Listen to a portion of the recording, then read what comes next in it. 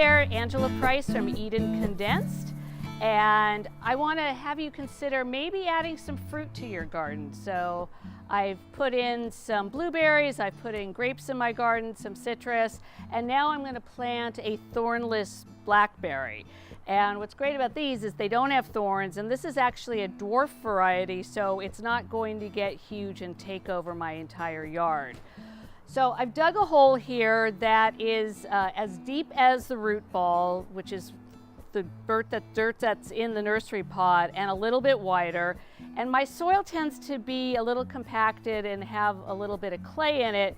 So I'm actually going to amend the soil with some planting mix that is made specially for fruit trees and fruit. So it's got all the right nutrients, everything. It'll also loosen up the soil so that it will drain better. So I'm going to go ahead and put that in my planting hole, and then I'm going to take my pot here, and you'll see because it is a vining pot, it's got some stakes already in it.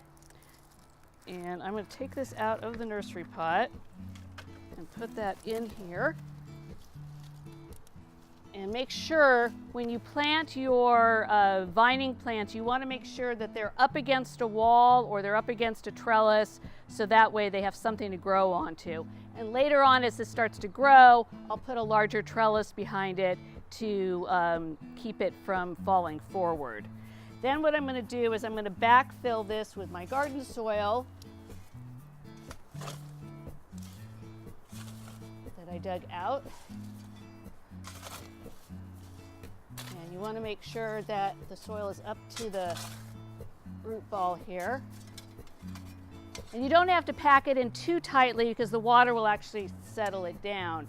And then lastly, you want to make sure that you water it in really well, because a lot of times the plants will dry out a bit in the nursery pots. So you want to make sure that you soak that root ball. So I'm going to grab my hose here and turn it to the shower setting, and I'm going to give it a nice deep watering. And what you can do is water until the water comes up.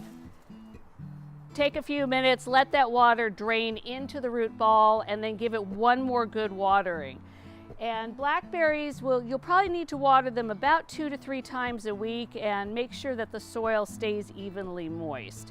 You can do that with the hose. You could set up a drip system that's on a timer, or you can even water with a watering can if you like. But since I'm doing other plants, I'll usually use the hose. So I'm going to give it one more good squirt here.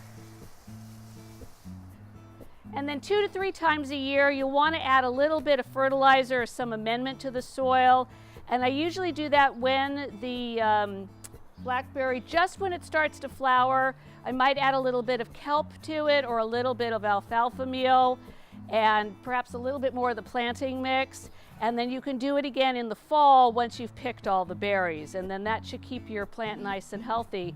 So I hope you'll try to grow some fruit in your yard, and happy gardening. I'll see you on the next video.